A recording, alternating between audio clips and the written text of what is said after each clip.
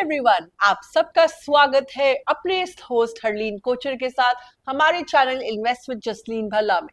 हमारे सामने बैठे हैं Jasleen Singh. Hi Jasleen, how are you? Hi, I am good. How are you? So कैसा लग रहा है आपको वापस आकर? बहुत बढ़िया। आज आप क्या लेकर आए हैं हमारी ऑडियंस के लिए? आज उनके लिए हम ऐसे क्वेश्चंस लेके आएंगे जो एक इन्वेस्टर इन्वेस्ट करने से पहले सोचता है और डरता है, और उन चीज़ों का आज हम डर दूर करेंगे अपने पॉडकास्ट के थ्रू। आज हम करने जा रहे हैं सीरीज 2 रिलेटर्स टू रियलिटी में। सबसे पहले सर, आपने देखा है इस वक्त नोएडा ने धूम मचा रखी है। एक्सप्रेसवे के ऊपर आप क्या, यमुना एक्सप्रेसवे के ऊपर आप क्या सजेस्ट करेंगे इन्वेस्ट करने के लिए, इन्वेस्टर्स के लिए? देखिए मैम, वहाँ पे इंडिया का लार्जेस्ट एयरपोर्ट बन रहा है। Everybody know about this news.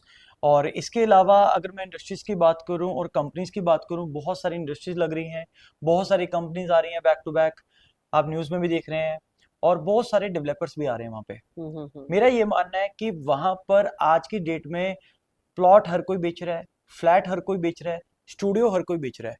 अभी तक किसी ने ये नहीं सोचा कि यार क्या वहाँ पे जितनी जनता वहाँ पे रहेगी और जितना टूरिज्म वहाँ पे आएगा, जितनी वहाँ पे लोग ट्रैवल करेंगे और जितने लोग वहाँ पे एयरपोर्ट से घर आएंगे और घर से एयरपोर्ट जाएंगे, एक खाने पीने का हॉटस्पॉट यानी कमर्शियल एक ऑप्शन वहाँ पे है या नहीं है, ये नहीं सोचा किसी ने। सर कुछ कमर्शियल ऑप्शंस आप बताइए। कमर्शियल ऑप्शन के लिए वहाँ पे एक बहुत शानदार कमर्शियल बन रहा है एस ग्रुप का, अभी प्री लॉन्चिंग वाला प्रोजेक्ट है।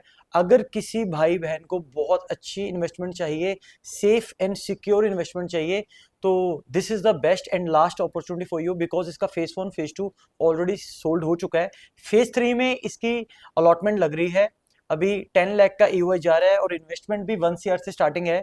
आई थिंक सबके बजट में भी आता है। That's really great. यस, सो उसमें अभी 10 लाख का मैम चेक जा रहा है, 10 लाख का ईओआई जाएगा, तो उसमें एक अलॉटमेंट बेसिस पे उसकी अलॉटमेंट होगी, प्रॉपर बुला के उसको।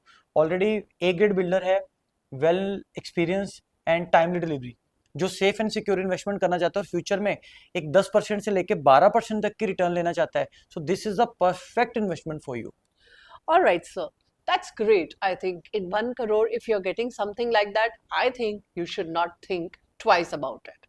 So sir, आगे यमुना एक्सप्रेस के वे के बाद मैं आपसे पूछना चाहूंगी कि नोएडा और ग्रेटर नोएडा में what do you think are the upcoming sectors? कौन से अपकमिंग सेक्टर्स हैं जो आगे चल के एक प्रीमियम सेक्टर्स बन जाएंगे? बहुत अच्छा क्वेश्चन मैम।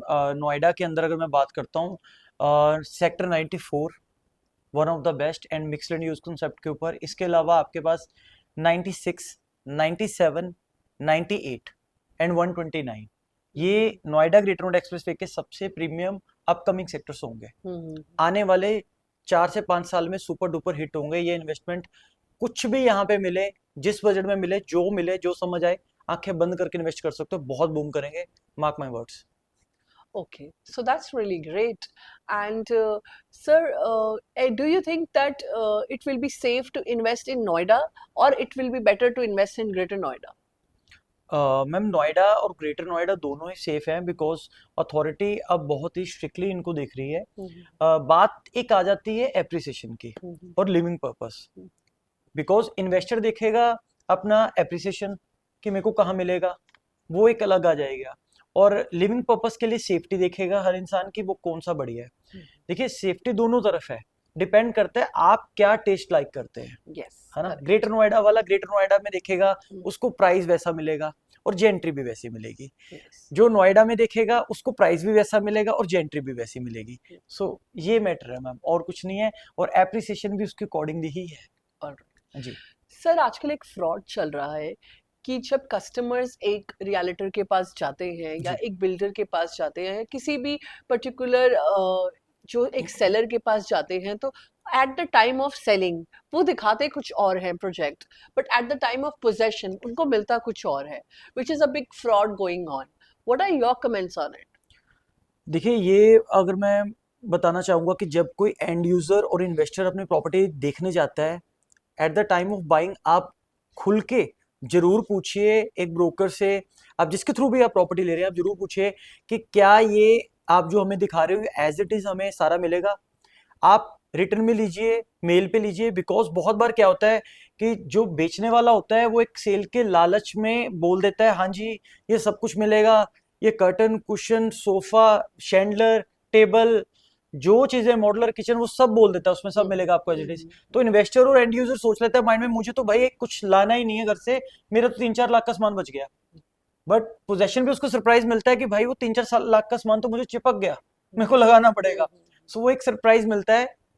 इस वजह से बहुत सारी मार्केट में बाकी लोग भी बदनाम होते हैं। सो मेरा ये कहना है कि प्लीज ऐसी मिस कमिटमेंट ना की जाए, और बायर एक बार रिटर्न में जरूर ले ले इन चीजों से, जिस वजह से आपको एक अच्छी ट्रांसपेरेंसी रहेगी at the buying of property. नहीं तो आप आकर जसलीन सिंह या उनकी टीम से जरूर कांटेक्ट कर सकते हैं। आई एम श्योर यहाँ पे आपको कोई फ्रॉड नहीं मिलेगा। बिल्कुल। Alright sir, so next question की तरफ चलते हैं sir. What do you think एक यंग इन्वेस्टर और एक ओल्ड इन्वेस्टर के लिए क्या बेस्ट रहेगा यहाँ पर, अगर मैं कहूँ कि वो इन्वेस्ट करना चाहें तो, और उन्हें किस में इन्वेस्ट करना चाहिए, कमर्शियल में या रेजिडेंशियल में? मैम यंग वालों को अगर मैं बात करता हूँ, यंग वालों को तो एज ए एक, अगर उनके पास टाइम है शिफ्टिंग के लिए या फिर इन्वेस्टमेंट के लिए, एज ए रेंटल के लिए, किसी भी पर्पस के लिए, तो वो एक अंडर कंस्ट्रक्शन प्रॉपर्टी में स्मार्ट सी कमर्शियल प्रॉपर्टी में इन्वेस्ट कर सकते हैं, या फिर रेजिडेंशियल प्रॉपर्टी में कर सकते हैं, जिसका उनको एप्रिसिएशन भी मिल जाएगा eight the time of possession, और रेंटल का भी बढ़िया एक टाइम मिल और जाएगा। उसका क्या बजट हो सकता है एक यंग इन्वेस्टर बजट के लिए? मैम स्टार्ट हो जाता है 50-60 लाख से, स्टार्टिंग हो जाती है आराम से, तो यहाँ पे प्लान कर सकता है। हम्म, और अगर मैं ओल्ड एज के लिए बात करूँ, तो वो एक अपनी लगी लगाई प्रॉपर्टी या नियर टू पोजेशन वाली प्रॉपर्टी में जा सकते हैं, जिसमें उनको एक रेंटल आए। वो डिपेंड करता है कि वो रेजिडेंशियल में जाना चाहते हैं, कमर्शियल में, दोनों ही बेटर है, पर ज्यादा बेटर ओल्ड एज वालों के लिए कमर्शियल, बिकॉज उसमें रिटर्न भी ज्यादा रहता है, और साथ में उनको श्योरिटी होती है, उसमें लीज लंबी होती है। जब कोई ब्रांड आता है तो लंबी लीज करता है मैम। एक फ्लैट में एक एंड यूजर जो होगा वहां पे, और रेंटल वाला जो टेनेंट होगा, वो इतनी लंबी लीज नहीं करेगा। जो एक कमर्शियल में उसको एक लंबी लीज मिल जाएगी एज ए ओल्ड एज, उसके लिए एक काम कर रही है, पेंशन का काम कर रही है वो प्रॉपर्टी। करेक्ट सो ये एक बेस्ट इन्वेस्टमेंट है ओल्ड एज वालों के लिए, commercial pre lease near to possession, या फिर रेडी टू मूव आप प्री लीज कमर्शियल शॉप ले सकते हैं। Wow, so young and old हमारे दोनों कस्टमर्स के लिए कुछ ना कुछ अवेलेबल है नोएडा में। Sir, what do you think for females, because females बहुत सेफली चलती हैं एंड उनके पास जो एक अपना अमाउंट होता है वो उनका हार्ड अर्न्ड होता है या कहीं से अपना एक जोड़कर होता है, तो उनके लिए आप क्या कहोगे, एक सेफ सी इन्वेस्टमेंट जिनको अच्छा सा रेंट आ जाए? आप मेरे लिए भी बता सकते हो। हार्डन तो मैम बॉयज का भी होता है, ऐसा नहीं है कि हार्डन उनका नहीं होता। आई हाँ, नो, बट स्टिल फीमेल्स के लिए एक छोटी सी इन्वेस्टमेंट आप बताओ हमारी फीमेल्स ऑडियंस के लिए। देखिए फीमेल्स के लिए भी मैम सेम ही है, इसमें कुछ वो नहीं है कि हाँ मेल्स के लिए ये है, ये मेल ही ले सकते हैं, फीमेल नहीं ले सकते। फीमेल्स के लिए भी ऐसा ही है, डिपेंड करता है, उनकी चॉइस है। थोड़ा समझ के अगर चीज़ों को लिया जाए तो वो ज़्यादा बेटर है। मार्केट को थोड़ा अंडरस्टैंड करके लीजिए आप, बिकॉज फीमेल्स को क्या होता है, उनको पता नहीं होता, जो बता दिया, जिसने करेक्ट। देख लिया, वो यस। जल्दी यस। वहां पे जाके ट्रस्ट कर लेती हैं और चीजें ले लेती हैं। तो थोड़ा सा मार्केट को स्टडी करके कीजिए, बिकॉज बॉयज थोड़ा स्टडी करके लेते हैं। सो वैसे ही फीमेल्स को भी चाहिए थोड़ा सा एक अच्छे रियल्टर्स के पास जाके आप अच्छी गाइडेंस, अच्छी नॉलेज के साथ चीजें आप लीजिए, देन उसके बाद अपनी प्रॉपर्टी प्लान कर सकते हैं आप। नहीं तो आप इन्वेस्ट विद जसलीन भल्ला में आ सकते हैं, लॉग इन कर सकते हैं, कांटेक्ट कर सकते हैं, और आप पूछ सकते हैं आउट फीमेल्स देयर कि अगर आपको कुछ सेफ इन्वेस्टमेंट चाहिए अपनी मनी के लिए, अपनी हार्ड एंड मनी से। सो सर, हम नेक्स्ट क्वेश्चन की तरफ अब चलते हैं। सो सर, मैंने अभी आपकी रिसेंटली एक वीडियो देखी थी जिसमें आपने नोएडा एंड गुड़गांव के बारे में डिफरेंस पूछा था ऑडियंस से, एंड ऑडियंस ने भी काफी उसे पसंद किया था। और मैंने जहां तक देखा था कि लोगों को नोएडा का इंफ्रास्ट्रक्चर बड़ा पसंद आया था, राइट। बट लग्जरी में कहीं ना कहीं हमें लगता है कि हम पीछे हैं। So what are your comments on it?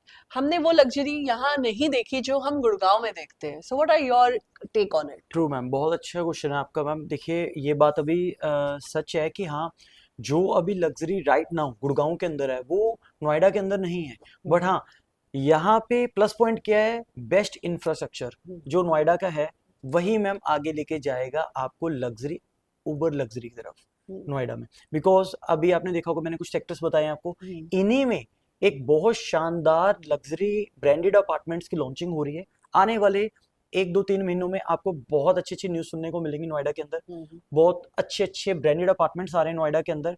जो ब्रांडेड अपार्टमेंट्स आपने अभी तक गुड़गांव में सुने होंगे, या फिर आपने बॉम्बे में सुने होंगे, या फिर गुड़गांव बॉम्बे में भी नहीं सुने होंगे, फर्स्ट टाइम जो आ रहे हैं दुबई के बाद, वो इंडिया में फर्स्ट टाइम नोएडा में आ रहे हैं, ऐसे दैट्स अपार्टमेंट्स आ रहे ग्रेट। हैं। Yes, okay. सो वो आपको नोएडा में मिलेंगे। अब जब वो आएंगे मैम, तब आने वाले 4-5 साल में एक बहुत अच्छी लग्जरी निकल के आएगी नोएडा के अंदर। देखो इंफ्रास्ट्रक्चर पहले स्ट्रांग था, ठीक है, उसके बाद मैम ब्रांडेड अपार्टमेंट्स की कमी वो पूरी आ जाएगी। जब ब्रांडेड अपार्टमेंट्स आ गए मैम, तो लोग भी वैसे आएंगे, लोग वैसे आएंगे तो कमर्शियल्स भी वैसे आएंगे, डेवलपमेंट होगी, कंपनीज भी वैसे मूव होंगी।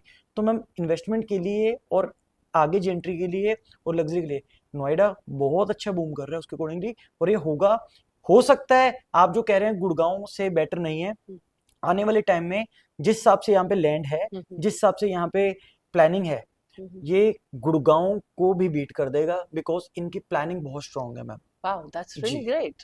सो चलते हैं अपनी लास्ट क्वेश्चन की तरफ sir. What are the tips which you would like to give to the customers today? बस यही कहूँगा कि आप जब भी कोई प्रॉपर्टी लीजिए, बहुत समझ के लीजिए।